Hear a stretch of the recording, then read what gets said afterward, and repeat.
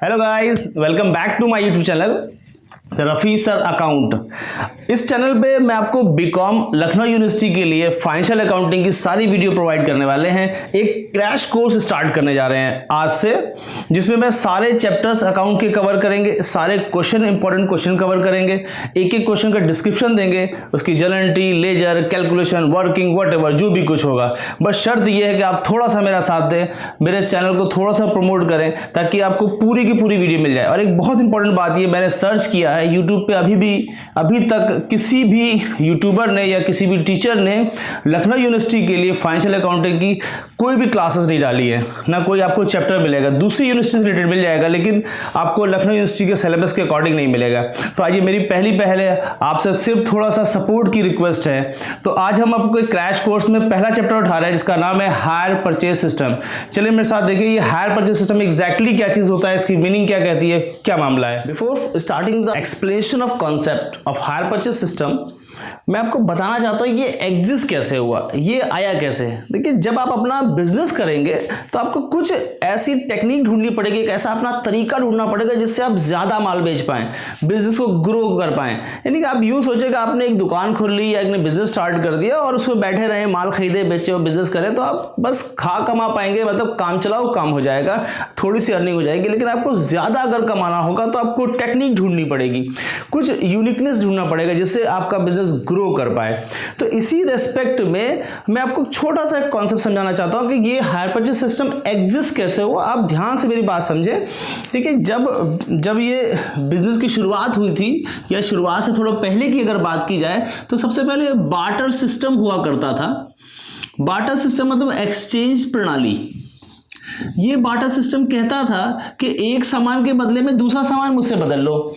यानी आप चना लेकर आओ, मुझसे गेहूं ले जाओ, ठीक है, आप गाय लेकर आओ, मुझसे बकरी ले जाओ। इसलिए एक सामान के बदले में दूसरा सामान बदल लिया जाता था। तो इसमें दिक्कत आती थी किस बिना पे बदला जाए, या ढूंढने में बड़ी दिक्कत होती थी। इसमें विनिमय का जो माध्यम था वो नहीं मिल पा रहा था, तो दिक्कतें हुई, इसलिए एलिमिनेट हो गया। अगर बार्टर सिस्टम आज के दौर में चल रहा होता तो हम लोग इतना ग्रो ना कर पाते, ठीक है। फिर जब बिजनेस आया तो सबसे पहले आप देखें तो कैश ट्रांजैक्शन हुआ करते थे, कैश ट्रांजैक्शन। लेकिन चूंकि ये बहुत पुरानी बातें हैं, उस वक्त इतनी नीड नहीं थी, इतनी जरूरतें नहीं थी। कैश ट्रांजैक्शन वो सक्सेस थे, बिजनेस हुआ, लोगों ने कमाया, खाया, गाड़ी चल गई। लेकिन आज के अगर दौर की बात करें, अगर हम लोग कैश ट्रांजैक्शन करें तो बिजनेस कितना चलेगा, बहुत लिमिटेड होगा। यानी जिसके पास पैसा होगा आप उसको माल बेच पाएंगे, और जो पैसा लेकर आएगा आप उसी को माल बेचेंगे और किसी को नहीं देंगे। तो इसको अगले पहलू पे जोड़ने के लिए उधार ट्रांजैक्शन इंट्रोड्यूस किए गए, यानी क्रेडिट ट्रांजैक्शन होने लगे। माल उधार बिकने लगा, लोग माल उधार ले आते थे, वक्त पे पैसे देते थे, ये बात चला। लेकिन ये सब चीज़ें धीरे धीरे डेवलप होती रही। अब आप देखिए आज के दौर में क्या होगा कि आपने देखा जिस एरिया से आपके पास ज़्यादा कस्टमर्स होते हैं, आप वहाँ पे ब्रांचेस ओपन कर देते हैं ताकि कस्टमर को सहूलियत मिले, आप ज़्यादा माल बेच पाएँ। आपने देखा कि आप दूसरे शहर में माल नहीं बेच पाए, इसलिए आपने कंसाइनमेंट का कॉन्सेप्ट डाल दिया कि दूसरे शहर में अपना एजेंट अपॉइंट किया और एजेंट के थ्रू माल बिकवाने लगे। इससे आपका माल ज़्यादा बिकने लगा। माल ज़्यादा कैसे बेचा जाए, बिजनेस को ग्रो कैसे करे, इसकी टेक्निक ढूंढी जाने लगी। तो धीरे धीरे चीज़ें आपको जैसे जैसे सिनेरियो में आपको समझ में आता रहा, जैसे जैसे माहौल में आपको समझ में आता रहा, आपने डेवलप करना शुरू कर दिया। फिर क्या हुआ, एक और पॉइंट, होम डिलीवरी फ्री कर दी गई। चलिए, ये भी एक मैटर हो गया, आपको बाजार नहीं आना पड़ेगा, आपके घर पे फ्री ऑफ कॉस्ट सामान मिल जाएगा, ठीक है। फिर उसके बाद अगर आप देखें तो डिपार्टमेंटल स्टोर्स खोल दिए गए। डिपार्टमेंटल स्टोर्स यानी कि एक स्टोर के अंदर आपको बहुत सारे डिपार्टमेंट मिलेंगे, बहुत सारी चीज़ खरीद सकते हैं। जैसे बिग बाजार का बहुत बढ़िया इसका एग्जांपल है। आप खरीदने तो एक सामान जाता है, लेकिन बहुत सारा सामान खरीदते थे, मतलब जो ज़रूरत का वो तो खरीदते बिना ज़रूरत वाला भी खरीद लेते हैं। तो इससे क्या हुआ कि बिजनेसमैन ने सेल बढ़ा दी अपनी। तो ये सब टेक्निक है जिससे आप थोड़ा सेल बढ़ा सकते हैं, ठीक है। चलिए कह रहे हैं, अब आप एक और बात सोचिए। अब अगर हम अपने इसको हायर परचेज सिस्टम के साथ कनेक्ट करें, तो इससे पहले मैं आपको बता दूं कि सबसे पहले इंस्टॉलमेंट पेमेंट सिस्टम आया। इंस्टॉलमेंट पेमेंट सिस्टम, ये भी हमारा एक चैप्टर है, हम लोग बाद में जाके डिस्कस करेंगे, लेकिन पहले समझिए इसमें क्या होता था कि आपको माल उधार बेचा जाएगा और पेमेंट इंस्टॉलमेंट में करेगा, लेकिन आपको ओनरशिप उसी वक्त दे दी जाएगी जिस दिन आप एग्रीमेंट करेंगे। तो यानी ये माल बेचने का बड़ा आसान तरीका हो गया, आपके पास पैसे नहीं भी हैं और तब भी आप माल खरीद सकते हैं और धीरे धीरे करके पेमेंट करा देंगे, है ना। ये तरीका था। तो आप देखिए कि अगर आप इस पेमेंट की बात करें, इस सिस्टम की बात करें, तो आप ज्यादा माल बेच सकते हैं, उसको भी बेच सकते हैं जो पैसा इमीडिएट पूरा नहीं दे सकता। तो इस तरह से आप देखेंगे हर चीज के हर पॉइंट पर गौर करें, तो जैसी जरूरत लगी आपने वैसा इंट्रोड्यूस किया और उससे फायदा उठाया, बिजनेस को बड़ा किया, ग्रो किया। लेकिन इसमें एक थोड़ी सी दिक्कत थी कि अगर हम इंस्टॉलमेंट पेमेंट सिस्टम की बात करें तो जैसे ही आप एग्रीमेंट साइन करेंगे, जैसे ही आप एग्रीमेंट करेंगे या उसके बायर के साथ सेलर के साथ डीलिंग होगी, तो ओनरशिप उसी वक्त ट्रांसफर हो जाएगी। तो कभी कभी देखा जाता था कि जो सेलर को पूरे पैसे वक्त पे नहीं मिल पाते थे, इसलिए इसका अपग्रेड वर्जन आया, उसका नाम क्या दे दिया गया, हायर परचेज सिस्टम। इसमें क्या मीनिंग बनती है, क्या कॉन्सेप्ट बनता है, ये मैं आपको एक्सप्लेन करने जा रहा हूँ। तो अब आपको मेरी बात समझ में आ गई होगी कि जब आप अपना बिजनेस करेंगे, जब अपने लाइफ के साथ जुड़ेंगे, जब आपको ग्रो करना होगा, तो आपको सोचना पड़ेगा कि हम इसको कैसे बेहतर बना सकते हैं। इस बेहतर बनाने के रेस्पेक्ट में हायर परचेज सिस्टम एक बेहतरीन हल है, एक बेहतरीन सॉल्यूशन है कि हम ज़्यादा माल किस तरह बेच सकते हैं। उनको बेच सकते हैं जो पूरा का पूरा पैसा एक बार में नहीं दे सकते हैं। तो अगर आप गौर से देखें कि जिस तरह से प्राइजेस बढ़ रहे हैं प्रोडक्ट के, या मैं अगर व्हीकल्स की बात कर लूँ, बाइक हो गई, कार हो गई, इनके प्राइजेस बहुत तेजी से बढ़ रहे हैं, पेट्रोल की कीमतें बढ़ रही है, लेकिन उसके बावजूद भी चीजें बिक रही हैं। क्यों बिक रही हैं? क्योंकि आपको खरीदना आसान कर दिया इन लोगों ने। इन लोगों ने कहा कि आप थोड़े पैसे लेकर आओ, मुझसे माल ले जाओ और धीरे धीरे करके पेमेंट करते रहो और आप आराम से आपके पास प्रोडक्ट आ जाएगा। ठीक है जी। चलिए, हायर परचेज सिस्टम के बारे में अगर बात की जाए तो आप बड़ी आसान सी बात समझ लें, ये उधार माल बेचने का एक तरीका है। क्रेडिट सेल की जाती है, उधार माल बेचा जाता है इस हायर परचेज सिस्टम के तहत, जिसमें पेमेंट्स को इंस्टॉलमेंट में आता है। पेमेंट्स इन इंस्टॉलमेंट होता है, इन इंस्टॉलमेंट्स। आपको टुकड़े में पेमेंट करना है। आपने 50,000 का सामान खरीदा तो 10,000 का 5 साल में पेमेंट कर दी, इस तरह का मामला होता है। लेकिन इंपॉर्टेंट बात यह है कि ओनरशिप राइट जो है वो नहीं मिलेगा। बस ओनरशिप राइट, मालिकाना हक जो है वो आपको नहीं दिया जाएगा। क्यों नहीं दिया जाएगा? क्योंकि इससे जो सेलर है उसको थोड़ा मजबूत पोजीशन में रखा गया ताकि सेलर के पैसे फंसे नहीं, सेलर उसका ओनर हमेशा बना रहा है, इसलिए। तो फिर मैं स्टार्ट कर रहा हूं कि मैं बोल रहा हूं ownership right will be retained bye seller. हम लोग सेलर को यहां पे वेंडर बोलेंगे, बेचने वाले को वेंडर कहते हैं सेलर। कब तक वो रखेगा? Till last instalment is paid, जब तक कि आखिरी किस्त अदा नहीं हो जाती तब तक के वो जो सेलर साहब हैं, जो बेचने वाला है, वो ओनरशिप राइट अपने पास रखेगा और जिस दिन आप आखिरी किस्त अदा कर देंगे उस दिन वो ओनरशिप राइट भी आपको देगा। तो अब अगर आप नाम की तरफ देखें, इशारा है, हायर माने होता है किराया, क्रय माने होता है परचेज करना, परचेज मतलब क्रय करना, यानी कि आपने ऐसे माल खरीदा जैसे आप किराए पे खरीद के लाए हो। जब आप किराए पे कोई सामान लाते हैं तो आपको माल इस्तेमाल करने का तो पूरा अधिकार होता है, लेकिन बेचने का अधिकार नहीं होता, क्योंकि आपको उसने ओनरशिप राइट ट्रांसफर नहीं किया होता है, आपको टाइटल नहीं दिया होता है, ये मामला है। तो आप किराए की तरह लाइए, इस्तेमाल करते रहिए, पैसे देते रहिए और जैसे ही आखिरी इंस्टॉलमेंट पेड कर देंगे आपको ओनरशिप राइट भी मिल जाएगा।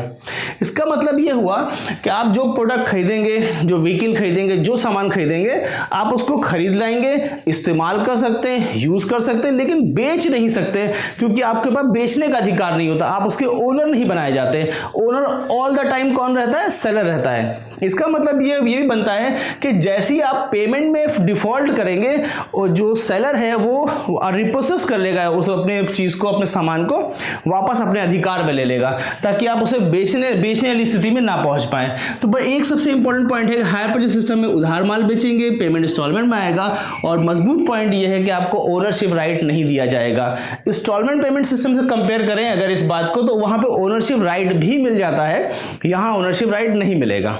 ठीक बात है। तो ये इतना छोटा सा कॉन्सेप्ट, आप इसको अपनी डेफिनेशन में किसी भी तरह से आप बना के लिख दीजिएगा, जिसमें ये 3 पॉइंट कवर कर लेंगे, आपकी बात बिल्कुल क्लियर हो जाएगी। अब चलते हैं अपनी बुक में। हम लोग एसएम शुक्ला की जो बुक लखनऊ यूनिवर्सिटी के लिए प्रिस्क्राइब्ड है, हम लोग उस बुक से हायर परचेज सिस्टम का पहला क्वेश्चन लेते हैं और उसका थोड़ा सा कैलकुलेशन के बारे में बताते हैं, फिर और डिस्कशन होंगे। चलिए मेरे साथ देखें। हायर परचेज सिस्टम में सबसे इंपॉर्टेंट पॉइंट है कि सवाल में आपको एक कैश प्राइस ढूंढना पड़ेगा। कैश प्राइस का मतलब वो अमाउंट जो आप नगद दे के माल खरीदे उसे कैश प्राइस कहते हैं। यानी कि अगर आप सारा का सारा पैसा इमीडिएट देंगे, अभी देंगे, तो आपको प्रोडक्ट कितने का पड़ेगा, इसे कैश प्राइस कहते हैं। मेरे पहले वाले क्वेश्चन में 27,300 की वैल्यू बताई गई है। ठीक है, लेकिन हायर परचेज सिस्टम में आप इकट्ठा तो खरीदने वाले नहीं है, आप एक साथ तो खरीदने वाले नहीं, आप इंस्टॉलमेंट में खरीदेंगे। तो सब पहला पेमेंट जो आप एग्रीमेंट साइन करते वक्त देंगे, इनिशियल पेमेंट को जो पहला पेमेंट करते हैं खरीदते वक्त, तो उसे डाउन पेमेंट कहते हैं। ये डाउन पेमेंट 6,000 रुपीज सवाल में बताया गया। ठीक है, मैं अभी सवाल नहीं पढ़ूंगा, लेकिन पहले थोड़ा सा उसकी कैलकुलेशन की बात समझ लें क्या क्या करना होता है। तो कैश प्राइस चाहिए होता है, एक डाउन पेमेंट दिया है, डाउन पेमेंट समटाइम नहीं भी होता है, कोई दिक्कत नहीं। फिर आपके कुछ इंस्टॉलमेंट तय कर दी जाती है, इंस्टॉलमेंट। तो आप देखेंगे सवाल में 6-6 हज़ार रुपए की 4 फर्दर किस्तें, यानी कि 24,000 आपको और देने पड़ेंगे। इस हिसाब से आपका जो टोटल पेमेंट बनता है वो 30,000 रुपए बनता है। आप देखेंगे कि आपकी कैश प्राइस से ये टोटल पेमेंट थोड़ा सा एक्सीड कर रहा है। अगर ये ज़्यादा पेमेंट कर रहे हैं तो आप सोचिए हम ज़्यादा पेमेंट क्यों कर रहे हैं। हम ज़्यादा पेमेंट इसलिए कर रहे हैं कि हमें थोड़ा सा ब्याज भी चुकाना पड़ेगा। इन इंस्टॉलमेंट में ब्याज की रकम भी शामिल है। पता ये करना पड़ेगा कि इन इंस्टॉलमेंट में इंटरेस्ट कितना है, तो इसलिए इसके 2 ब्रेक करेंगे हम लोग। कुछ रकम इंटरेस्ट की होगी, वो कैलकुलेट करनी पड़ेगी, कितनी है ये पता करना पड़ेगा। कुछ प्रोडक्ट की कीमत है, प्रोडक्ट वैल्यू है, इसको टेक्निकली कैपिटल वैल्यू कहते हैं। ठीक है, अब अगर हम थोड़ा से कॉन्सेप्ट पे आके बात करें आपके साथ, तो प्रोडक्ट की जो वैल्यू होती है वो कैपिटल वैल्यू होती है, और इसको बैलेंस शीट में ले आते हैं। जिसे दूसरी बात हम कह सकते हैं, इसको कैपिटल एक्सपेंडिचर कहते हैं। और कैपिटल एक्सपेंडिचर को बैलेंस शीट में एसेट साइड में दिखाया जाता है। ठीक है, तो आप 6,000 रुपए जिसमें ब्याज की रकम भी शामिल है, तो इकट्ठा बैलेंस शीट में नहीं लिख सकते हैं, क्योंकि जो इंटरेस्ट होता है वो एक रेवेन्यू एक्सपेंडिचर होता है। मैं थोड़ा सा टेक्निकल लफ्ज़ों में बात कर रहा हूं ताकि आपको कनेक्ट कर पाएं। तो इंटरेस्ट क्या होता है, एक रेवेन्यू एक्सपेंडिचर होता है, और रेवेन्यू एक्सपेंडिचर को कहाँ दिखाना पड़ता है, प्रॉफिट एंड लॉस अकाउंट में डेबिट साइड में लिखा जाता है। तो अब दोनों के लिखने का तरीका, प्रेजेंट करने का तरीका अलग अलग है, लिहाजा दोनों को कंबाइंड नहीं लिखा जा सकता। इसलिए हमें इंटरेस्ट का कैलकुलेशन सीखना पड़ता है। तो मेरे चैप्टर का सबसे पहला और इनिशियल स्टेप होता है कि इंटरेस्ट कैलकुलेशन किया जाए। जबकि सवाल में आप देखेंगे तो आपको रेट ऑफ इंटरेस्ट भी गिवन है, @ 5% पर एनम, ये बात। तो आज हम लोग क्या शुरू करने वाले हैं, हम आपको रेट ऑफ इंटरेस्ट के साथ इंटरेस्ट का कैलकुलेशन सिखाने वाले हैं। तो ये सवाल की यहाँ से शुरुआत होगी, यानी आप सवाल पढ़ेंगे, पूरा डिटेल में पढ़ेंगे, एक एक लाइन पढ़ेंगे। जो काम की बात है उसमें 2-3 पॉइंट है, कैश प्राइस कितना है, टोटल पेमेंट कितना बन रहा है, इनका डिफरेंस चेक करें। अगर टोटल पेमेंट ज़्यादा हो जाता है तो आप समझ जाएं कि इंस्टॉलमेंट में इंटरेस्ट शामिल है। अगर इंटरेस्ट शामिल है तो कैलकुलेशन का तरीका अलग है, और शामिल नहीं है तो कैलकुलेशन का तरीका अलग है। तो मैंने आपको क्या बता रहा हूँ कि कैश प्राइस से अगर टोटल पेमेंट एक्सीड कर जाता है, तो मतलब आप जो ज्यादा पेमेंट कर रहे हैं वो किस चीज के कर रहे हैं, वो आप इंटरेस्ट से कर रहे हैं। तो इंटरेस्ट कितने पैसे या कितने रुपए इन इंस्टॉलमेंट में इंटरेस्ट के शामिल है, ये कैलकुलेट करना सीखना पड़ता है।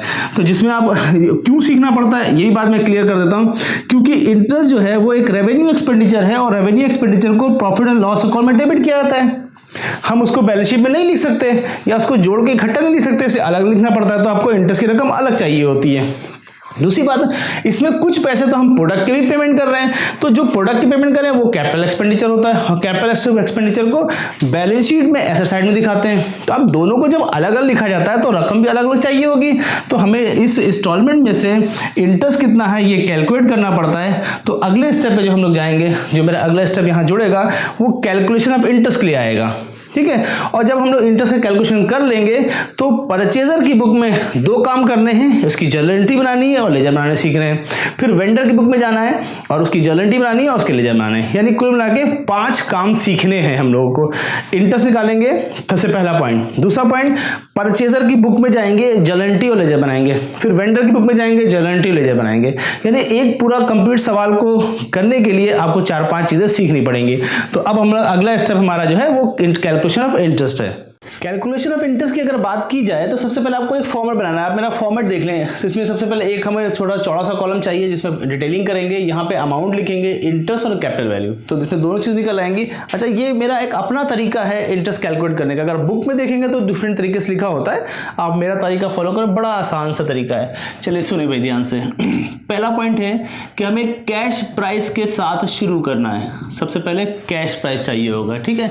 तो हमने सवाल में देखा था कि 27,300 रुपए का 27,300 का कैश प्राइस है और इसमें से मैंने तुरंत पेमेंट करा दिया, जिसको डाउन पेमेंट कहते हैं। जो पहला पेमेंट होता है डाउन पेमेंट, वो यहाँ लिख दिया मैंने डाउन पेमेंट। तो 6,000 रुपये का डाउन पेमेंट माइनस करा दें अगर आप, तो 21,300 रुपये की वैल्यू बच जाएगी। देखिए आपने 27,300 कोई प्रोडक्ट खरीदा और 6,000 तुरंत दे दिए, तो आप देखें तो कि आप 21,300 रुपये के कर्जदार हो गए। इस बची हुई रकम पे, इस कर्ज वाली रकम पे आपको अब इंटरेस्ट ऐड करना है। यानी आपने 27,300 का प्रोडक्ट जरूर खरीदा है, लेकिन आप कर्जदार तो सिर्फ 21,300 रुपए के हुए हैं ना। 6,000 तो आपने तुरंत पेमेंट कर दिया था, लिहाजा उसे माइनस कर दिए और यहाँ पे इंटरेस्ट निकाल लें। किस हिसाब से? इस बैलेंस रकम पर 5% के हिसाब से 1065 रुपीज़ आएगा, ठीक है। इसको जोड़ लें, 22,365 हो जाएगा। फिर आप इसमें से लेस कर दें। क्या लेस कर दें? फर्स्ट इंस्टॉलमेंट 6,000 की दी गई है, घटा दें तो 16,365 रुपये, 16,365 रुपीज़ आ जाएगा। अब देखिए आपने मशीन खरीदी, उसमें से डाउन पेमेंट किया, आप 21,300 कर्जदार हो गए और जितने कर्जदार हुए इसी रकम पर आप इंटरेस्ट कैलकुलेट कर ले 5%, ठीक है।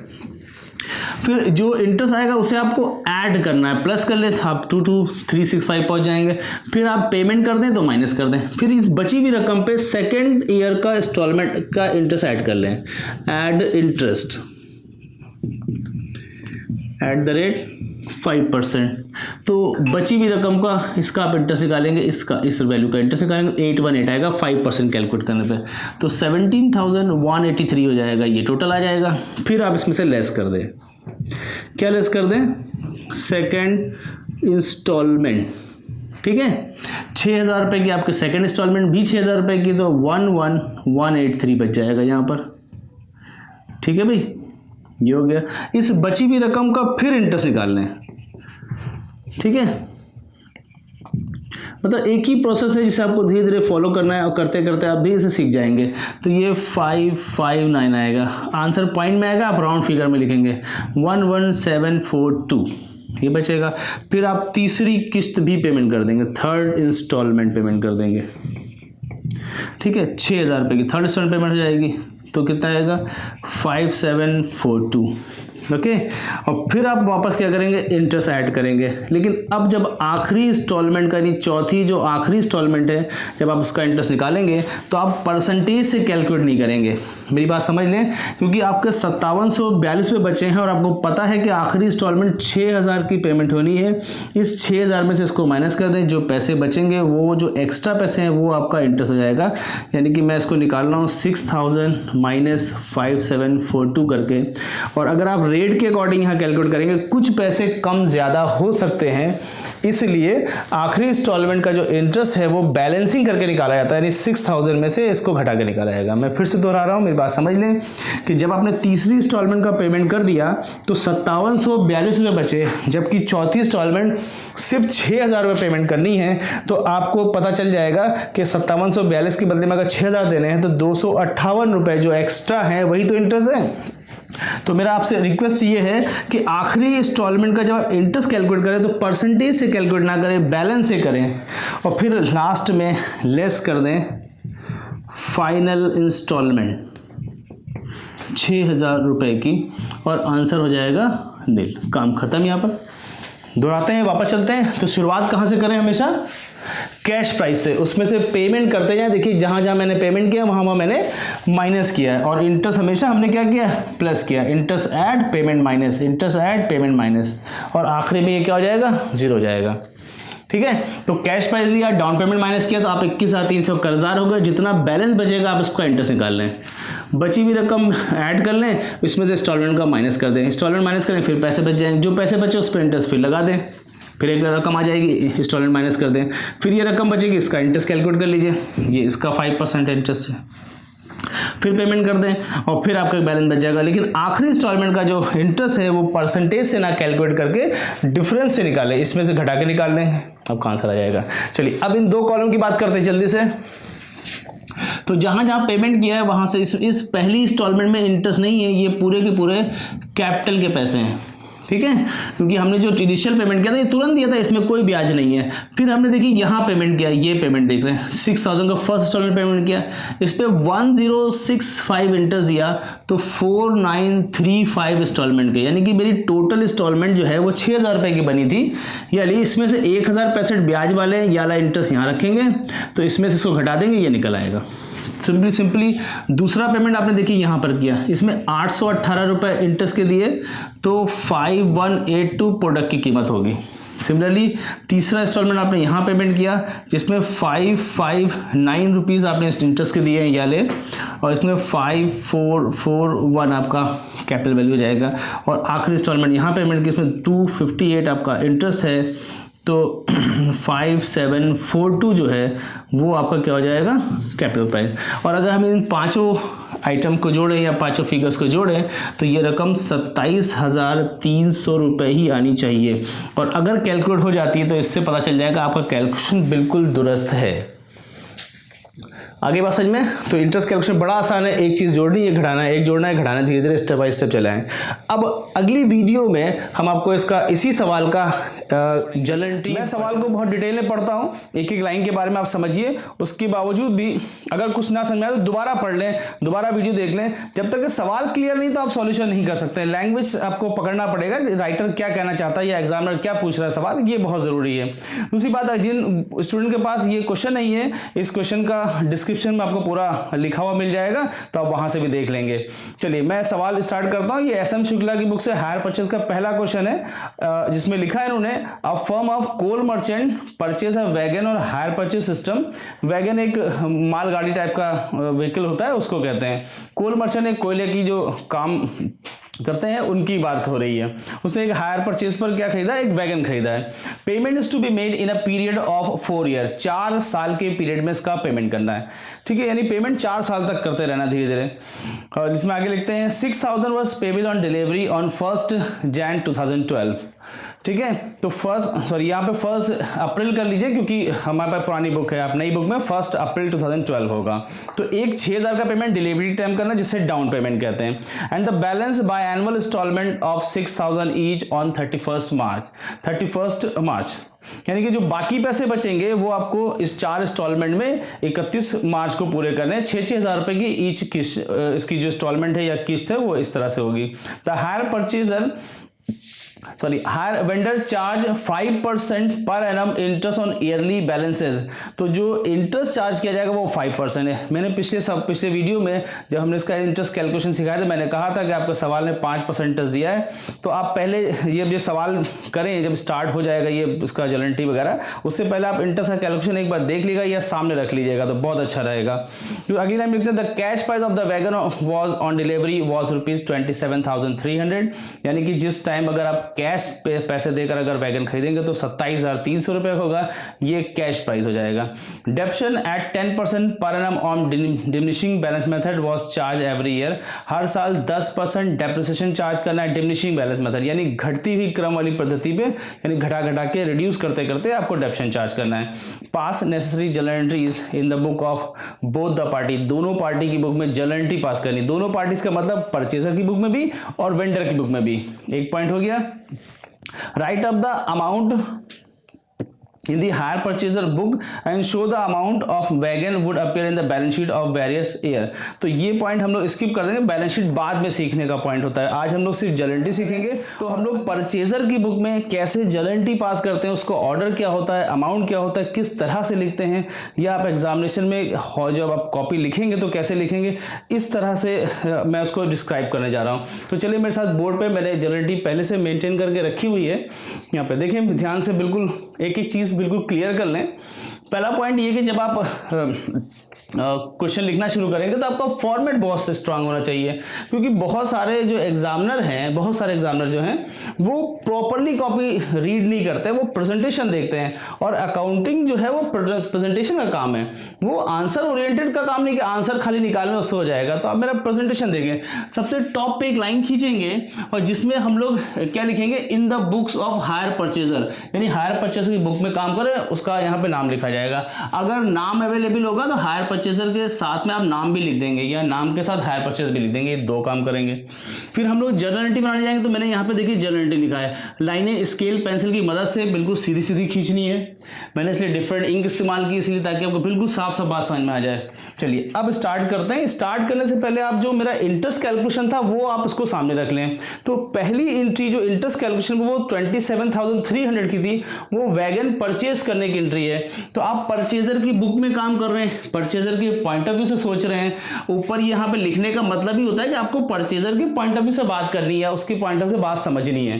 तो पहला पॉइंट, परचेजर साहब ने सबसे पहला काम 1 अप्रैल 2012 को वैगन खरीदा था। वैगन उसके लिए एक एसेट्स है, जब आप एसेट्स खरीदेंगे तो वैगन को डेबिट करना पड़ेगा, क्योंकि वैगन एक रियल अकाउंट है और जो चीज आपके पास आएगी आप उसको डेबिट करेंगे। तो मैंने इसे लिखा वैगन अकाउंट डेबिट 27,300 और टू हायर वेंडर। वेंडर को क्रेडिट इसलिए, वेंडर यहाँ पे गिवर है और गिवर को क्रेडिट करते हैं, पर्सनल रूल का यहाँ रूल लगा देंगे। तो ये एक एंट्री बन जाएगी, यानी पहली एंट्री आपकी होगी wagon account debit to hire vendor, जिसमें आप नरेशन देंगे wagon purchase on hire purchase system. Hire purchase system आगे लिख देना बेहतर रहता है, ताकि पता चल जाए ये आपने उधार नहीं हायर परचेज सिस्टम पर ही खरीदा है, इसका इंस्टॉलमेंट में पेमेंट करना है। बात क्लियर हो गई। Wagon account debit to hire vendor account, ठीक। वैगन को डेबिट इसलिए कर रहे हैं, वैगन एक एसेट्स है, एक रियल अकाउंट है जिसे आप छू सकते हैं, वो रियल अकाउंट होता है। और जो चीज़ रियल अकाउंट के पॉइंट ऑफ, जो चीज़ आपके पास आएगी, बिजनेस में आएगी, आप उसे डेबिट करेंगे और देने वाले को क्रेडिट कर दिया था, मैंने क्रेडिट करा दिया, ठीक है। दूसरी एंट्री की बात की जाए तो आपने पहले मशीन खरीदी, उसके तुरंत बाद आपने उसी वक्त, जिस वक्त खरीदा उसी वक्त क्या दिया, डाउन पेमेंट किया था उसको। डाउन पेमेंट मतलब एक पहला पेमेंट किया था, तो अब हम वेंडर को पेमेंट कर रहे हैं। तो यहाँ देखिए वेंडर रिसीवर हो जाएगा तो मुझे डेबिट करना पड़ेगा। यहाँ गिवर है इसलिए मैं क्रेडिट कर रहा हूँ, यहाँ रिसीवर है मैं डेबिट कर दे रहा हूँ। और पैसे जा रहे हैं इसलिए इसको क्या कर देंगे, क्रेडिट कर देंगे। और दूसरी बात है, बैंक भी, अगर बैंक को सही मानों में देखा जाए तो बैंक पर्सनल होता है, तो पैसा बैंक देगा इसलिए बैंक को गिवर कर देते हैं यहाँ पे, इसलिए क्रेडिट कर सकते हैं। और डेट सेम होगी क्योंकि दोनों काम एक ही दिन हुआ है, जिस दिन आप मशीन खरीदेंगे उसी दिन आपको डाउन पेमेंट करना पड़ेगा। तो मेरी दोनों एंट्री समझ में आ गई। पहले wagon account debit to hire vendor, wagon आ रहा है इसलिए डेबिट करेंगे, वेंडर से आपको गिवर है इसलिए इनको क्रेडिट कर देंगे। फिर इसी वेंडर को जब हम पेमेंट करेंगे तो वेंडर को क्या कर देंगे, डेबिट कर देंगे, और पैसे हमारे पास जा रहे हैं इसे क्रेडिट कर दे रहे हैं, ठीक है। दो एंट्री हो गई। अब तीसरी एंट्री की बात आती है, तो आपने 1 तारीख को मशीन खरीद ली, साल भर तक इस्तेमाल के, साल के आखिरी में आपको इंटरेस्ट देना पड़ेगा। तो साल का आखिरी दिन क्या होगा, आप देखें यहाँ पे मैंने क्या लिखा, 31 मार्च, साल का आखिरी दिन। क्योंकि आपने जब सवाल हमने पढ़ा तो उसमें भी लिखा था कि 31 मार्च को इंस्टॉलमेंट पेमेंट करनी है। तो अब आपको इंटरेस्ट देना पड़ेगा। परचेजर के पॉइंट ऑफ व्यू से इंटरेस्ट एक्सपेंडिचर होता है इसलिए डेबिट करेंगे, नॉमिनल अकाउंट का रूल लगाते हैं, एक्सपेंडिचर को डेबिट कर रहे हैं। वेंडर साहब यहाँ पे क्रेडिटर्स बन रहे हैं, इनको क्रेडिट करना पड़ेगा, इंटरेस्ट टू हायर वेंडर। फिर उसी दिन, जिस दिन आप इंटरेस्ट लगा रहे हैं उसी दिन आपको हायर वेंडर को पहली किस्त चुकानी है, तो हायर वेंडर टू बैंक लिखा जाएगा, ठीक है। यहाँ इस एंट्री यानी कि डाउन पेमेंट वाली एंट्री और ये फर्स्ट इंस्टॉलमेंट एंट्री, इस एंट्री में कोई फर्क नहीं है, सिर्फ नाम का फर्क है। यहाँ भी आप वेंडर को पेमेंट कर रहे हैं, यहाँ भी आप वेंडर को पेमेंट कर रहे हैं, और यहाँ पर बस सिर्फ नाम अलग है कि इसको डाउन पेमेंट के नाम से दे रहे हैं, इसको फर्स्ट इंस्टॉलमेंट के नाम से दे रहे हैं। एंट्री दोनों सेम है, वेंडर रिसीवर है, पैसा जा रहा है इसलिए क्रेडिट कर दिया, ठीक है। तो अब आपको ये बात समझ में आ गई कि शुरुआत में सबसे पहले मशीन खरीदने की एंट्री करनी है, एसेट खरीदने की एंट्री करनी है। दूसरे नंबर पे हमको वेंडर को पेमेंट करना है, डाउन पेमेंट की एंट्री करनी है। तीसरे नंबर पे आपको इंटरेस्ट जो है वो ड्यू हुआ है उसकी एक एंट्री करनी है, एक ये एंट्री बना दी मैंने, और फिर आपने फर्स्ट इंस्टॉलमेंट पेमेंट कर दिया। ये 4 एंट्री, ये फंडामेंटल 4 एंट्री हो गई। अब साल के आखिरी दिन डेप्रिसिएशन लगाया जाता है, किस पे, वैगन पे डेप्रिसिएशन लगाया जाता है। डेप्शन एक नॉमिनल अकाउंट होता है, इसलिए डेबिट कर देते हैं क्योंकि नुकसान हो रहा है परचेजर के पॉइंट ऑफ व्यू से, और वैगन की वैल्यू घट रही है इसलिए उसको क्रेडिट कर देते हैं। जो चीज़ हमारे पास जाएगी उसे क्रेडिट कर देते हैं, वैगन की वैल्यू जा रही है इसलिए क्रेडिट कर देंगे। नरेशन दे देंगे डेप्रिसिएशन चार्ज ऑन वैगन लिख सकते हैं। और देखिए मैंने ब्लू इंक से लिखा है, आप भी ब्लू इंक से लिखेंगे, ब्लैक इंक से नरेशन लिखिएगा, नरेशन के बाद एक लाइन छोड़नी होती है, इस तरह से सिस्टमैटिक लिखेंगे। ठीक, तो पहला काम मशीन खरीदी, पेमेंट किया, डाउन पेमेंट किया, इंटरेस्ट लगाया, इंटरेस्ट की किटी बनाई, फर्स्ट इंस्टॉलमेंट पेमेंट किया और साल के आखिरी दिन क्या किया, डेप्शन लगा दिया। अब नॉमिनल अकाउंट का एक रूल होता है कि जितने भी नॉमिनल अकाउंट होंगे उनको साल के आखिरी दिन उनको पीएल में ट्रांसफर करना पड़ेगा। ये आखिरी लास्ट एंट्री इस साल की कि हमको सबको पीएल में ट्रांसफर करना है। तो अब ट्रांसफर करने का रूल समझ लें। इंटरेस्ट अगर ऊपर डेबिट है तो नीचे क्या कर दी, क्रेडिट कर दी। डेप्शन डेबिट है तो क्रेडिट कर दिया। और कहाँ ट्रांसफर करना है, प्रॉफिट एंड लॉस अकाउंट में। तो यहां पर आपका एक साल पूरा कंप्लीट हो जाएगा। ठीक है, तो डेप्शन की एंट्री करें और उसको फिर पीएल में ट्रांसफर भी करें। ये ट्रांसफर करना ये नॉमिनल अकाउंट का रूल है, सवाल में ऐसा कुछ लिखा नहीं होता, लेकिन ये ट्रांसफर भी किया जाता है प्रॉफिट लॉस अकाउंट में। और देखिए इंटरेस्ट के सामने इंटरेस्ट की रकम, डेप्शन के सामने डेप्शन की रकम, इन दोनों को जोड़ के यहाँ लिख दें। बात समझ में क्लियर होगी बात ये। तो यहां तक पहला साल खत्म। अब जब नेक्स्ट ईयर हम लोग शुरू करेंगे तो नेक्स्ट ईयर में क्या करना है कि ये वैगन और वैगन खरीदने की एंट्री यानी मशीन खरीदने की एंट्री और डाउन पेमेंट की एंट्री आपको नहीं करनी है। क्यों नहीं करनी है, क्योंकि सेकंड ईयर में सिर्फ आपको इंस्टॉलमेंट का पेमेंट करना है, डाउन पेमेंट नहीं करना है, मशीन दोबारा नहीं खरीदनी, इसलिए ये पहली दो एंट्री नहीं की जाएंगी, यही 4 एंट्री फिर से लिखी जाएंगी। और मैंने देखिए 4 एंट्री फिर से यहाँ पे लिखी है। अब देखिए सेकंड ईयर शुरू हो रहा है इसलिए 13 से 14 में आ गए और साल के आखिरी दिन काम होगा interest account debit to hire vendor. वही जो एंट्री ऊपर लॉजिक था वही लॉजिक यहाँ लगाएंगे। इंटरेस्ट हमारे लिए एक्सपेंडिचर है परचेजर के पॉइंट ऑफ व्यू से, तो डेबिट करेंगे, और वेंडर यहाँ पे क्रेडिटर्स बना रहे हैं इसलिए उसको क्रेडिट कर देंगे और नरेशन दे देंगे being interest due for second instalment. Second instalment का इंटरेस्ट ड्यू हो गया। फिर अब इंटरेस्ट के बाद फिर हमको फिर पेमेंट करना है। अब हम लोग सेकंड इंस्टॉलमेंट पेमेंट करेंगे। वेंडर रिसीवर है, वेंडर को डेबिट कर देंगे और टू बैंक लिखकर क्रेडिट कर दिया जाएगा ताकि वेंडर को पैसे मिल जाए और पैसे मेरे अकाउंट से निकल जाए। इस तरह से ये एंट्री बनती है, या पैसे मेरे पास जा रहे हैं इसलिए क्रेडिट करते हैं। नरेशन दे देंगे सेकंड इंस्टॉलमेंट पे। बात समझ पा रहे हैं कि इंटरेस्ट जो है एक्सपेंडिचर है इसलिए डेबिट कर रहे हैं और पैसे यहाँ से जा रहे हैं इसलिए क्रेडिट कर रहे हैं। यहाँ पे वेंडर को क्रेडिटर्स बनाया है, यहाँ पे रिसीवर बनाया है और रिसीवर को डेबिट करते हैं। फिर साल के आखिरी दिन यहाँ डेप्शन लगा रहे हैं और डेप्शन की आप थोड़ी सी रकम देख लें, यहाँ रिड्यूस कर दी मैंने। तो पहले हमने मशीन कितने खरीदी थी, 27,300 रुपए की, उसमें 2730 का डेप्शन घटा दिया तो 24,570 वैल्यू बची। उस बची हुई वैल्यू का 10%। अगर आप बात समझ नहीं पा रहे तो मैं जरा एक बार बोर्ड पे यहाँ देख लें, समझ लें। देखिए हमने मशीन 27,300 रुपए की परचेज की थी, इसमें पहली बार डेप्शन 2730 लगा दिया। अब हमारे पास जो पैसे बचेंगे 24,570 और इस वैल्यू का 10% 2457। पहली बार इसका डेप्शन लगेगा, पहले अगली बार इस वैल्यू का लगेगा। इस तरह से धीरे धीरे रिड्यूस होता रहेगा। 22,113 लगेगा तो अगली बार 2211 डेप्शन लगेगा। ऐसे डेप्शन हर बार क्या होगा, बदलता जाएगा, धीरे धीरे बदलता रहेगा। 1990 ये चौथी बार लगेगा। यानी पहली बार आपको डेप्शन ये लगाना है, सेकंड में ये, थर्ड में ये, फिर फोर्थ में ये। इसको रिड्यूसिंग बैलेंस मेथड कहते हैं। घटते हुए क्रम में डेप्शन लगाया जाता है। तो अगर सवाल में डेप्शन का मेथड ना दिया हो तो आपको डिमिनिशिंग ही अप्लाई करना चाहिए। चलिए वापस लौटाएं फिर से एक बार। तो जब हम लोग सेकेंड ईयर में पहुंचे तो सबसे पहले हमने एंट्री कौन सी बनानी थी, एक इंटरेस्ट ड्यू की, यानी कि फर्स्ट इंस्टॉलमेंट जहां पे ड्यू होगी वहां पे इंटरेस्ट की गिनती करेंगे।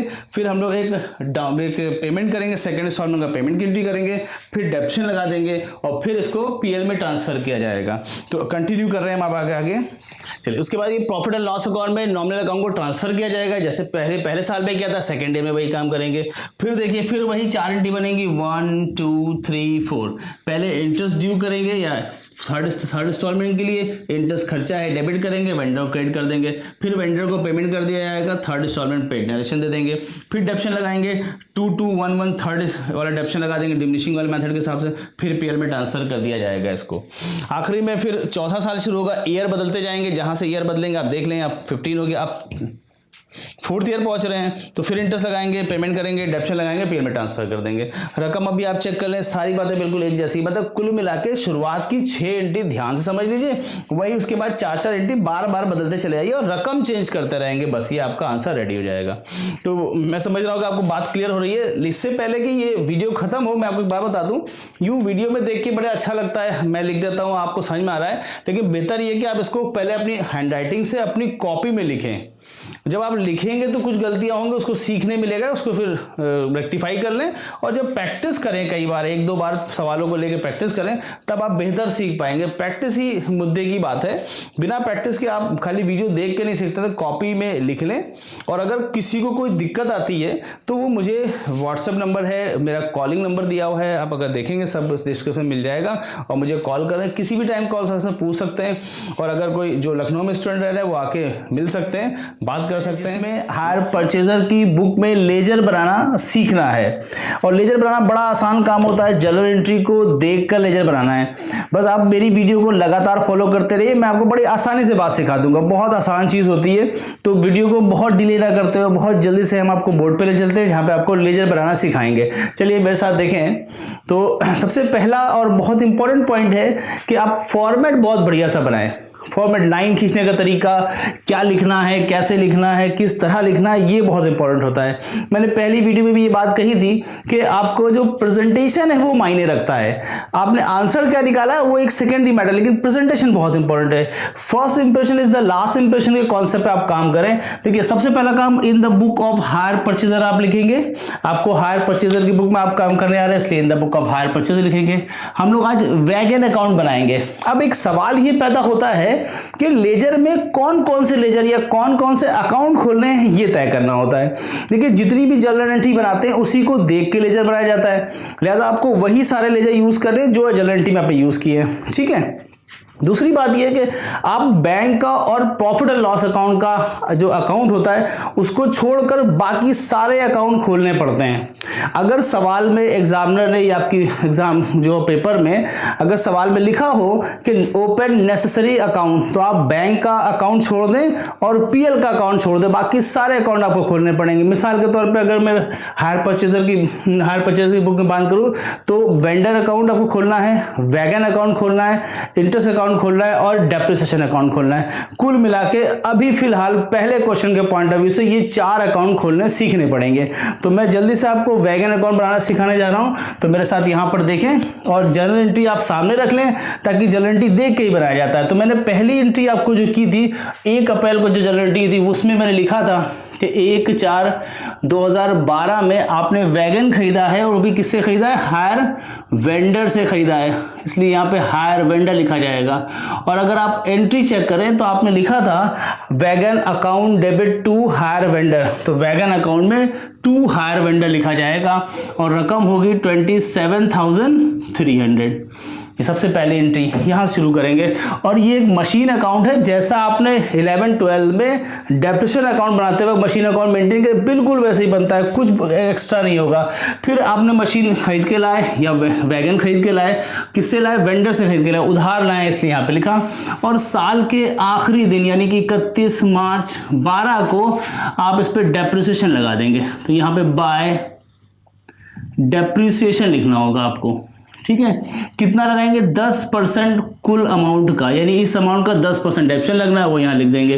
फिर इसके बाद आपको क्या करना है, बैलेंसिंग करनी है, ठीक है। तो एक लाइन छोड़कर सिंगल लाइन ऊपर और डबल लाइन नीचे खींचेंगे, इस तरह साफ साफ बिल्कुल। अगर आप पेंसिल स्केल की मदद ले लें तो बहुत अच्छा रहेगा, ठीक है। यहाँ पे 27,300 लिखना है और दोनों साइड का टोटल हमेशा बराबर हो जाएगा, ठीक है जी।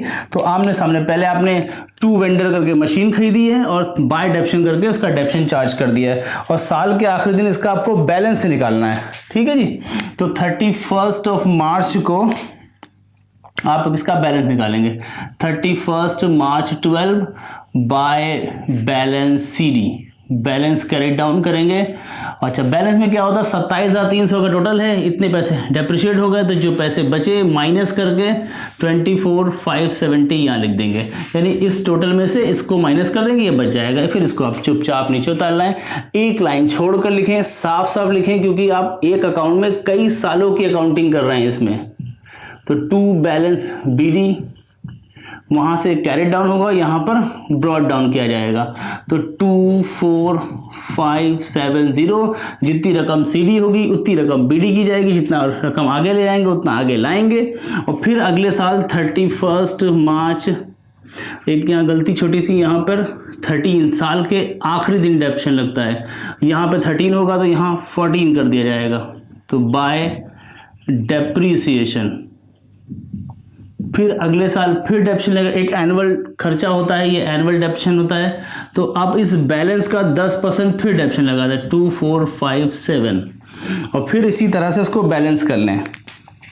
बस बहुत आसान सी बात है, कोई बहुत टेक्निकल चीज़ नहीं सीख रहे हैं आप, एक एक स्टेप को बहुत ध्यान से देखें, सब समझ में आ जाएगा। ठीक है, तो दोनों साइड टोटल करेंगे और टोटल में यहाँ पे रकम लिख देंगे 24,570, 24,570, दोनों साइड में टोटल हमेशा सेम अमाउंट रहता है, इस बात का बिल्कुल ख्याल रखें। और 31 मार्च 14, और आखिरी दिन फिर बैलेंस CD। तो ये बैलेंस ऐसे ही आपका चलता रहेगा। अब इसमें से इसको घटा देंगे तो 22,113 आ जाएगा। फिर बैलेंस CD को यहाँ BD करें, ठीक है, 1 अप्रैल 2014, और यहाँ पे 2 बैलेंस BD फिर लिख दें। और इस तरह से इसको 4 साल तक बनाते रहें, 22,113, 31 मार्च 15, साल के आखिरी दिन फिर डेप्शन लगाना होगा। तो फिर आप यहाँ पे डेप्रिसिएशन लिखेंगे और इस बार 22,111 आपका डेप्शन आ जाएगा। फिर आप इसको उसी तरह से बैलेंस कर देंगे। ठीक है, मेरी बात बिल्कुल क्लियर समझ में आ रही है? एकदम आसान सा काम है, कोई बहुत बड़ा काम नहीं है, बहुत टेक्निकल चीज़ नहीं है, बड़ी आसान सी, बस लिखने का तरीका थोड़ा सा आपको सही करना है।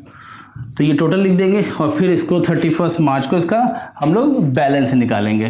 तो 31 मार्च 15 लिखेंगे, बाय बैलेंस CD 19,902, और फिर इसको एक बार हम लोग यहाँ नीचे ले आएंगे 1/4/15 को, यहाँ पे 2 बैलेंस BD लिखेंगे 19,902, और 31 मार्च 16 को आप डेप्शन लगाएंगे 1990 डेप्शन लगा देंगे और आपका बैलेंस बचेगा 17,912। और आप चाहें तो इसको बैलेंस यहाँ पर 1/4/16 को 2 बैलेंस ब्रॉड डाउन करके छोड़ दें और आपका ये 4 साल का आपका ये अकाउंट रेडी।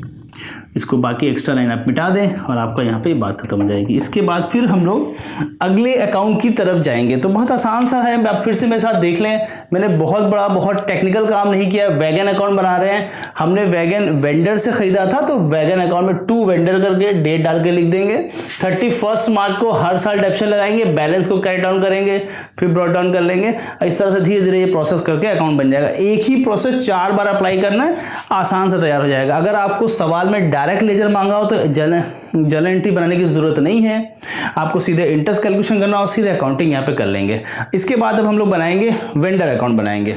लेजर में दूसरा अकाउंट बाहर वेंडर अकाउंट खोला जाएगा। बिल्कुल जैसे हमने वैगन अकाउंट खोला था वैसे इसको बनाएंगे, तरीका बिल्कुल सेम है। लेकिन वैगन जो है वो डेबिट हुआ था, तो वेंडर क्या होगा, क्रेडिट होगा। ठीक है, क्योंकि वेंडर हमारा क्रेडिटर से, इसलिए हम इसको क्रेडिट करेंगे। और जर्नल एंट्री में आप देखेंगे तो वेंडर को पहले क्रेडिट किया गया है। अब देखें तो स्टार्ट यहाँ से करेंगे। ठीक है जी, तो मैं यहाँ पे ले रहा हूँ सबसे पहला पॉइंट 1 अप्रैल 12।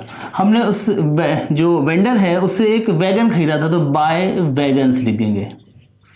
ये वैगन्स अकाउंट खोला था, वहाँ से हमने वैगन खरीदा था 27,300 रुपये का, तो यहाँ पे एक एंट्री पास की जाएगी। आप जर्नल एंट्री देख के पोस्ट करें। पहले एंट्री थी wagon account debit to hire vendor, तो वैगन डेबिट था और वेंडर क्रेडिट था, मैंने वैगन क्रेडिट कर दिया। अच्छा, वेंडर अकाउंट में वैगन लिखेंगे, वैगन अकाउंट में वेंडर लिखेंगे, और वहाँ डेबिट में शुरू किया था, यहाँ क्रेडिट शुरू करेंगे। फिर क्या किया था, हमने इन वेंडर से मशीन खरीदने के बाद या वैगन खरीदने के बाद हमने इनको पहला पेमेंट किया था, जो इसे डाउन पेमेंट करते 1/4/12 को टू बैंक लिखकर यहाँ पर इनको डाउन पेमेंट कराया था। कितना कराया था? 6000 रुपीज़, ये लिख देंगे। फिर उसके बाद 31 मार्च को 13 में वैगन खरीदने पर क्योंकि डिले हुआ था, पेमेंट को इंस्टॉलमेंट में इंटरेस्ट होता है तो यहाँ पे इंटरेस्ट लगाया गया था। आप इंटरेस्ट की एंट्री करेंगे 1065, ये हो जाएगा। फिर साल के आखिरी दिन इनको पहली किस्त अदा की गई थी और यहाँ टू बैंक करके लिखा जाएगा। मैं वापस रिपीट करता हूँ, शुरुआत कहाँ से करेंगे वेंडर अकाउंट में? बाय वैगन से, जो एसेट खरीदा है उससे यहाँ शुरू करेंगे। यहाँ एसेट खरीदी, डाउन पेमेंट किया, इंटरेस्ट लगाया, पहली किस्त दे दी और यहाँ पर मेरा पहला साल खत्म हो जाता है। एक लाइन छोड़कर यहाँ पे बैलेंसिंग की जाएगी। ये मैं बैलेंस कर रहा हूँ और जैसे वहाँ बैलेंस करते वैसे यहाँ ऊपर सिंगल लाइन, नीचे डबल लाइन।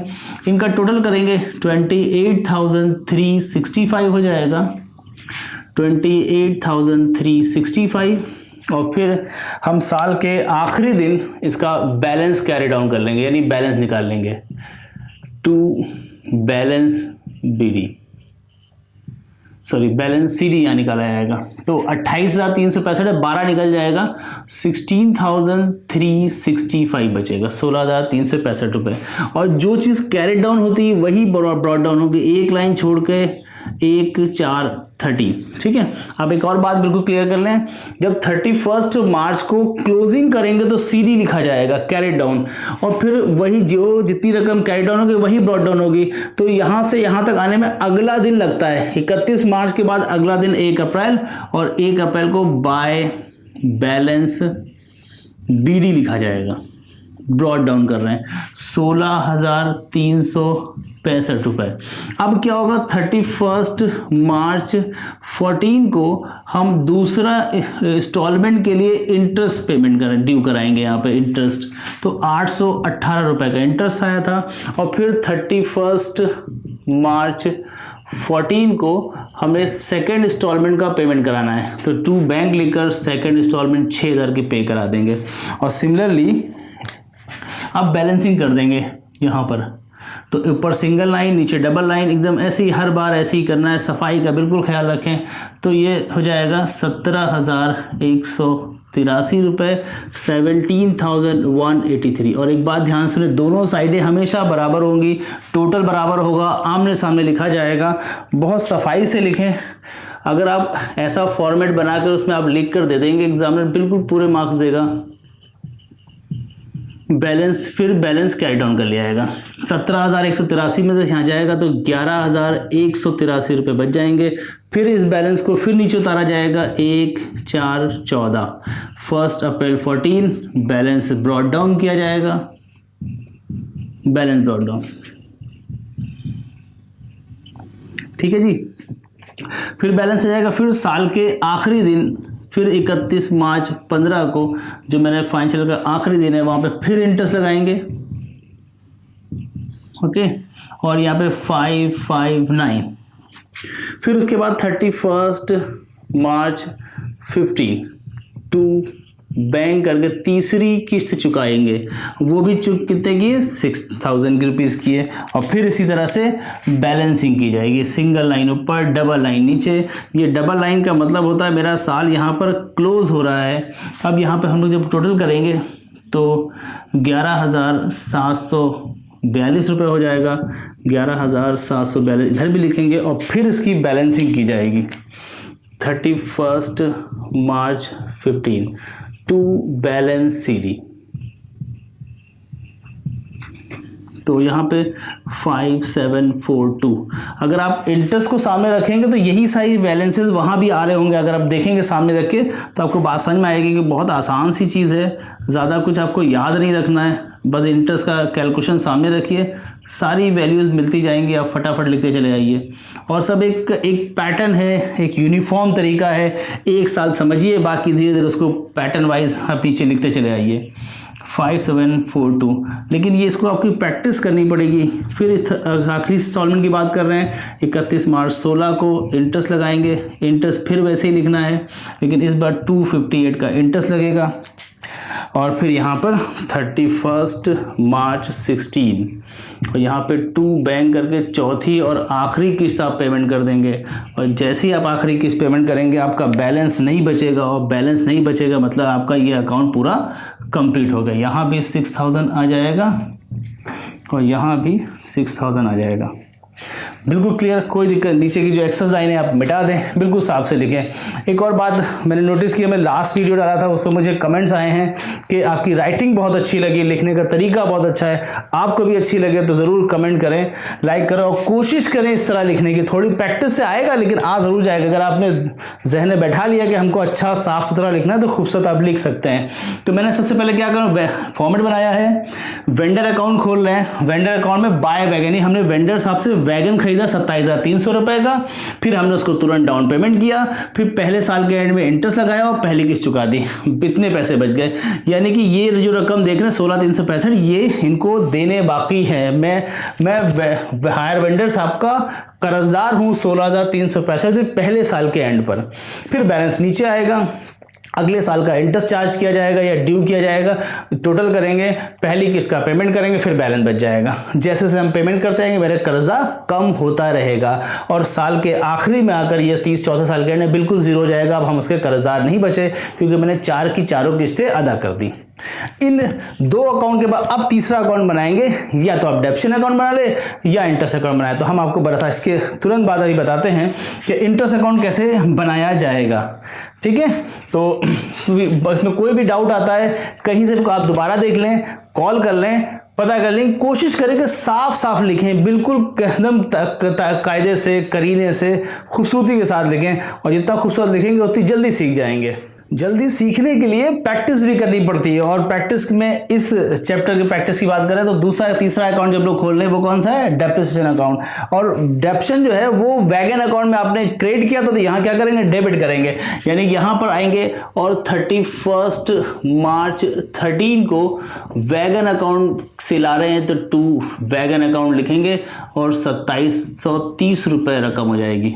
ठीक है, मेरी बात समझ, मैंने क्या बोला, डेबिट अकाउंट एक एक्सपेंडिचर होता है, डेबिट होता है, तो debit account debit to hire wagon entry बनेगी, हायर वैगन, और फिर यहाँ पे डबल लाइन खींच के ऐसे बंद कर देंगे। और 31 मार्च 13 क्योंकि नॉर्मल अकाउंट का रूल है इसको तुरंत प्रॉफिट एंड लॉस अकाउंट में ट्रांसफर कर दिया जाए 2730 रुपये, और यहाँ पे डबल लाइन खींचे मतलब एक साल खत्म। फिर नेक्स्ट ईयर जाएंगे, सेम काम करना है 31 मार्च 14 और टू क्या लिखना है, टू वैगन।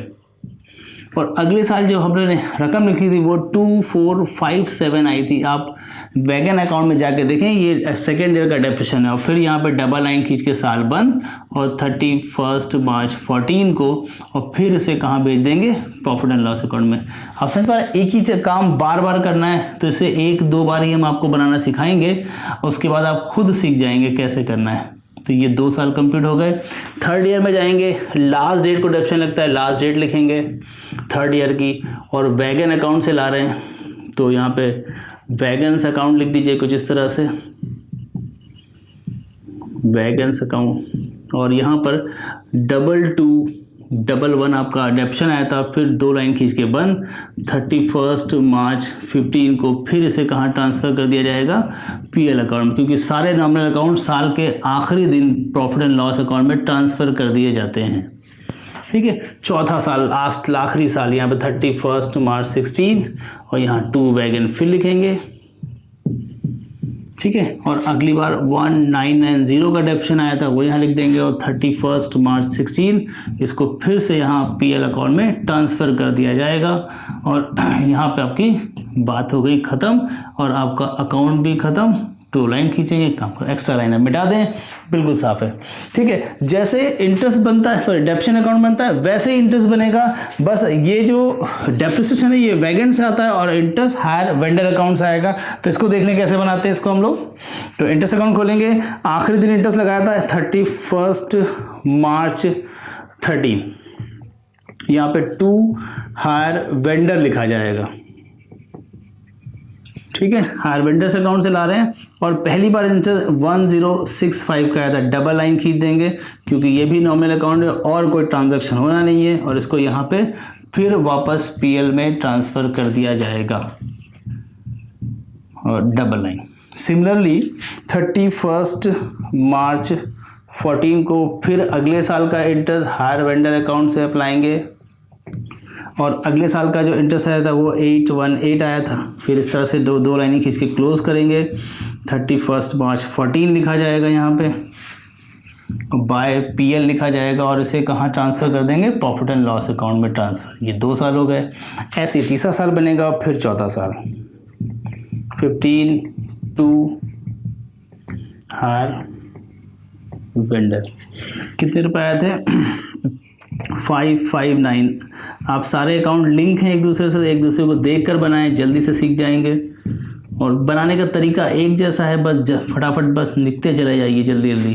लेकिन प्रैक्टिस करने के लिए थोड़ा सा टाइम देना पड़ेगा ये देखने में, क्योंकि मुझे सब याद है, मैं कई सालों से पढ़ा रहा हूँ, तो सारे फिगर्स याद हो गई, इसलिए हमको कहीं देखना नहीं पड़ रहा है। लेकिन आप पहली बार पढ़ेंगे तो आपको थोड़ा सा देखना चाहिए बार बार कि रकम कहाँ से आ रही है, क्योंकि आप याद तो अभी कर नहीं सकते, ठीक है। और फिर इसको पीएल में भेजेंगे, और यहाँ पे मेरा ये आपका इंटरेस्ट अकाउंट भी कवर हो जाता है।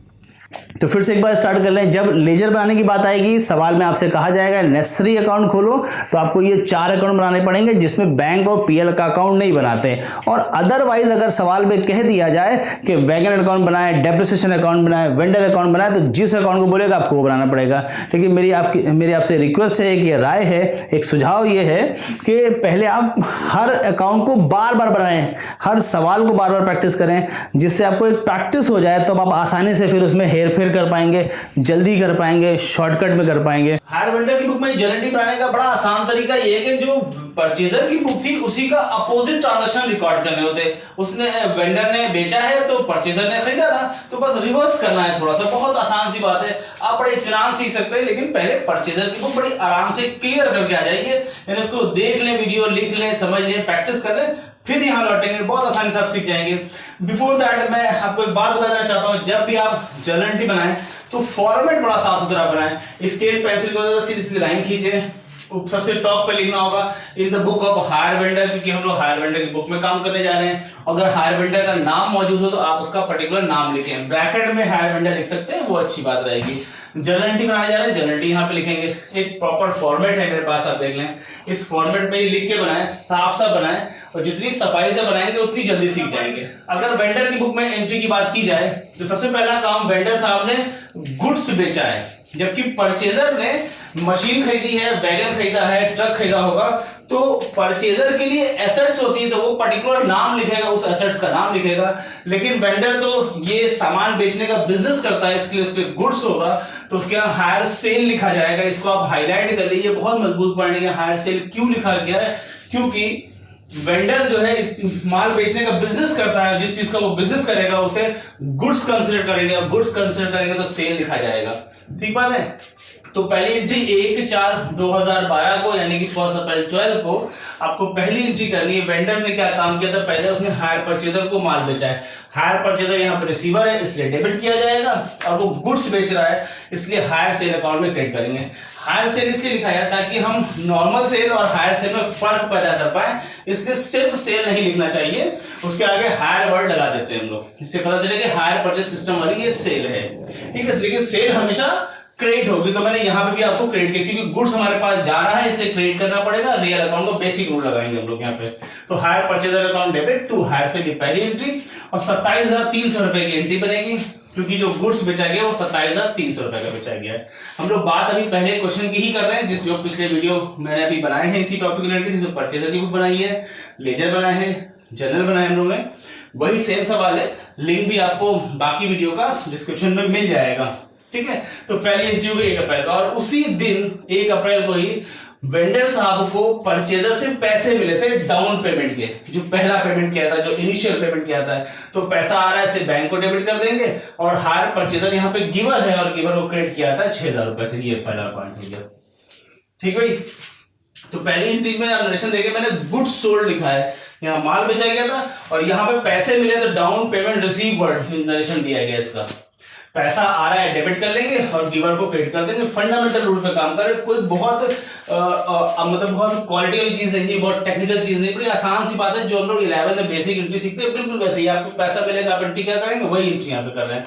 अच्छा, बैंक इसलिए लेते सारा काम चेक के थ्रू होता है, कैश नहीं होता इसलिए।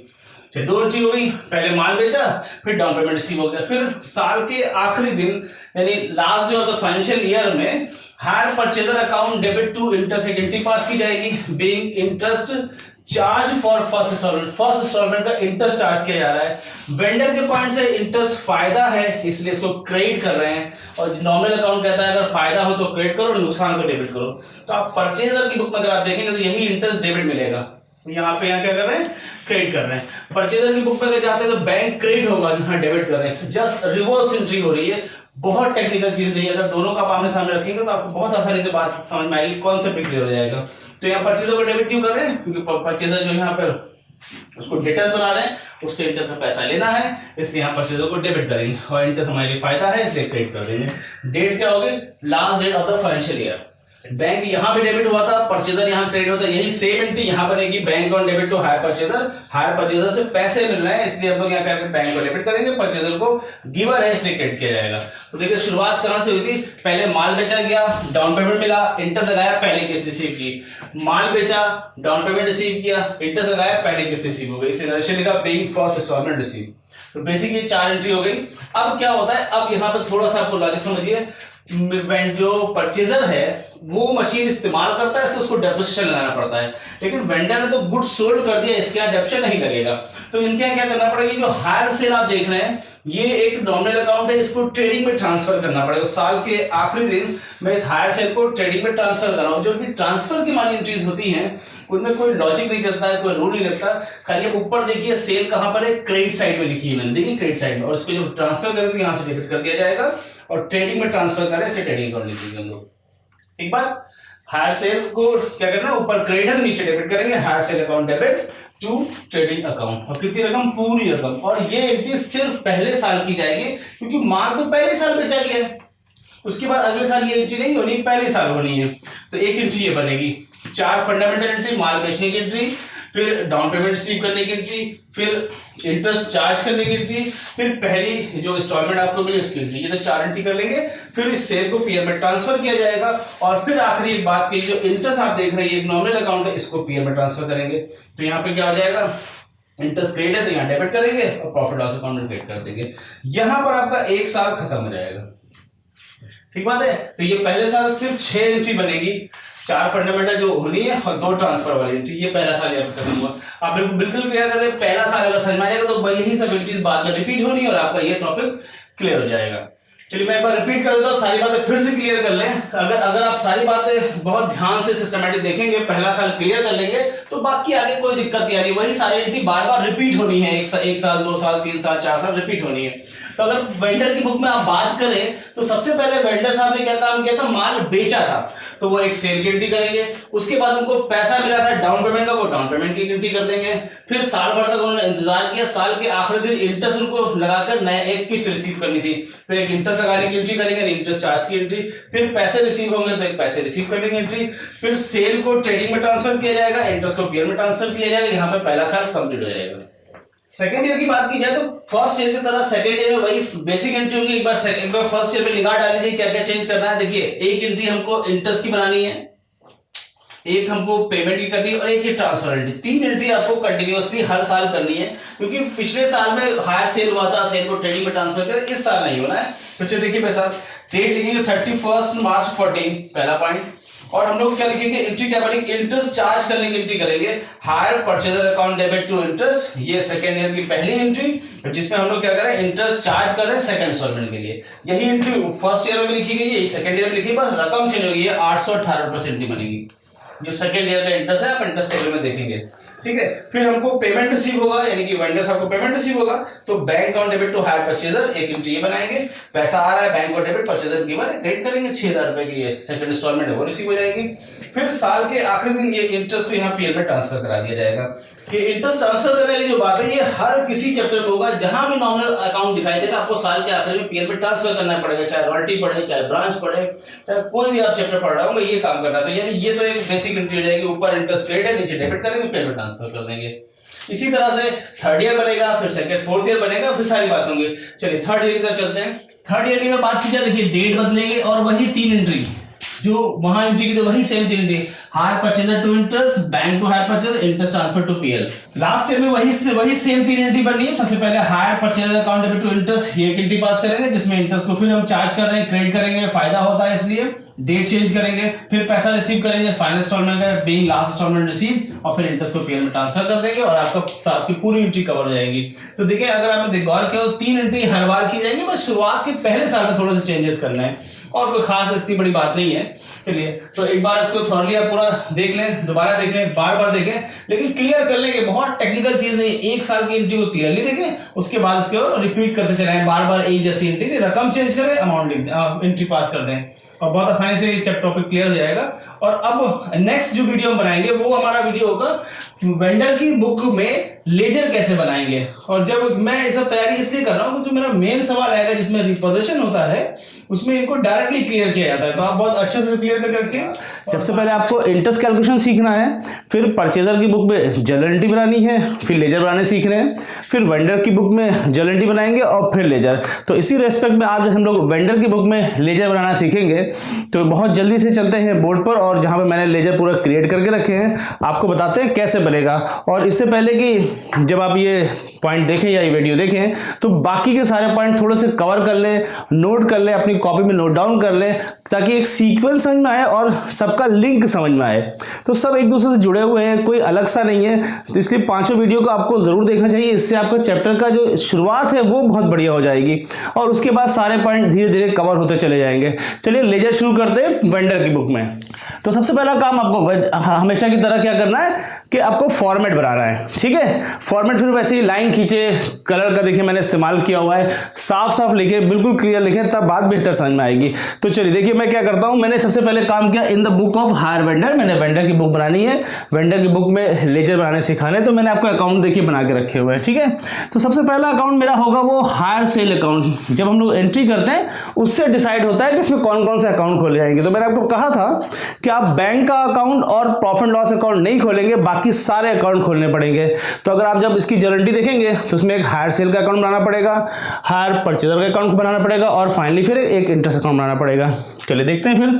तो हम लोग शुरू करते हैं इन the book of higher vendor और हायर सेल अकाउंट खोल रहे हैं। हायर सेल लिखना मैंने बताया था इसलिए जरूरी ताकि आपकी नॉर्मल सेल और हायर सेल में फर्क पैदा हो जाए। तो कैसे लिखेंगे, तो हायर सेल क्रेडिट होगी, तो यहाँ पे जब मैंने पहले दिन माल बेचा था तो 1 4 12 और किसको माल बेचा था, हायर परचेजर को, तो यहाँ पे हायर परचेजर लिखा जाएगा क्योंकि आपकी एंट्री थी hire purchaser account debit to hire sale और मैंने जो सेल की थी वो 27,300 की थी, ठीक है। और जब ये हायर सेल की मैं यहाँ पे एक एंट्री कर लेंगे तो हायर सेल को साल के आखिरी दिन ट्रेडिंग अकाउंट में ट्रांसफर करना पड़ता है। तो last day of the financial year में इसको यहाँ से ट्रेडिंग अकाउंट में ट्रांसफर कर देंगे, ट्रेडिंग अकाउंट में। ये देखिए मैंने ट्रेडिंग अकाउंट में ट्रांसफर कर दिया और ट्रांसफर करने मतलब अपोजिट साइड में जाइए, पूरी रकम को ट्रांसफर कर दी और यहाँ पे आपका पूरा का पूरा अकाउंट ये खत्म। इसमें से एक ही ट्रांजैक्शन रिकॉर्ड होना है कि हायर परचेजर को मैंने माल बेचा है और उसको बाद में ट्रेडिंग में ट्रांसफर कर दिया जाएगा। इतना छोटा सा पॉइंट है। यहाँ टोटल लिख दीजिए 27,300। तो आपको ये पूरा अकाउंट क्लियर। तो एक अकाउंट एक एंट्री होनी है, सिर्फ जो मैंने सेल की थी उस सेल की एंट्री, किसको माल बेचा था, परचेजर को, परचेजर रिसीवर है, मैं इसे डेबिट कर रहा हूं और साल के आखिरी दिन यहाँ पे आप इसको ट्रांसफर करेंगे। ये ट्रांसफर एंट्री आप चाहें तो ब्रैकेट में ट्रांसफर भी लिख सकते हैं, ठीक है। अब बारी आती है हायर परचेजर अकाउंट बनाने की। जैसे आपने परचेजर की बुक में वेंडर अकाउंट खोला था, वैसे ही वेंडर की बुक में परचेजर, लेकिन बस अपोजिट मामला होगा। वहां पैसे देने थे, यहां पैसे लेने हैं, इसलिए शुरुआत डेबिट साइड से की जाएगी, या यहां से यहां एक अकाउंट में क्रेडिट करेंगे तो दूसरे अकाउंट में डेबिट करेंगे। ठीक है, तो देखिए ध्यान से मेरी बात सुनिए। जैसे मैं नॉर्मल जिंदगी में बात करते हैं, वैसे 1/4/12 को आपने हायर सेल किया है, उधार माल बेचा है। किसको बेचा है? परचेजर को 27,300 रुपए का। आप एंट्री से भी डेबिट क्रेडिट समझ सकते हो और यूं भी समझ लिया मुझे पैसा लेना है परचेजर से, इसलिए मैं डेबिट साइड में लिखूंगा। मैंने यहाँ पे सेल की एक एंट्री कर दी, और जिस दिन मैंने माल बेचा था उसी दिन मुझे पैसा मिला था, इसलिए मैंने एक ही पहला जो अमाउंट देखा 1/4 को आपको जो पैसे मिल रहे हैं 6,000 रुपये, वो डाउन पेमेंट की एंट्री बनेगी। पहले माल बेचा, फिर डाउन पेमेंट के पैसे रिसीव किए, बाय बैंक करके यहाँ पे 6,000 रुपये लिख देंगे। अगर आप एंट्री बनाएंगे तो एंट्री में था bank account debit to hire purchaser credit है, देखिए मैं क्रेडिट साइड में लिख रहा हूँ। तो माल बेचा, हायर सेल करके, फिर डाउन पेमेंट के पैसे रिसीव कर लीजिए। उसके बाद साल के आखिरी दिन यानी 31 मार्च को आपको इंटरेस्ट लगाना है। पहली किस्त का इंटरेस्ट लगाएंगे 1065, और इंटरेस्ट टेबल सामने रखी है, हायर परचेजर की बुक में वेंडर अकाउंट को सामने रखिए, और देखिए अपोजिट से आपको मामला दिखाई देगा, उससे आसान भी हो जाएगा। वहां पर अगर आप देखेंगे जब हम लोग वेंडर का अकाउंट बनाया था तो ये इंटरेस्ट क्रेडिट में था, ये बैंक डेबिट में था, इतना खाली फर्क है। फिर साल के आखिरी दिन आपको यहाँ पर पहली किस्त मिल जाएगी, और फिर उसके टोटल करेंगे, बैलेंस करेंगे, आपका पहला साल खत्म हो जाएगा।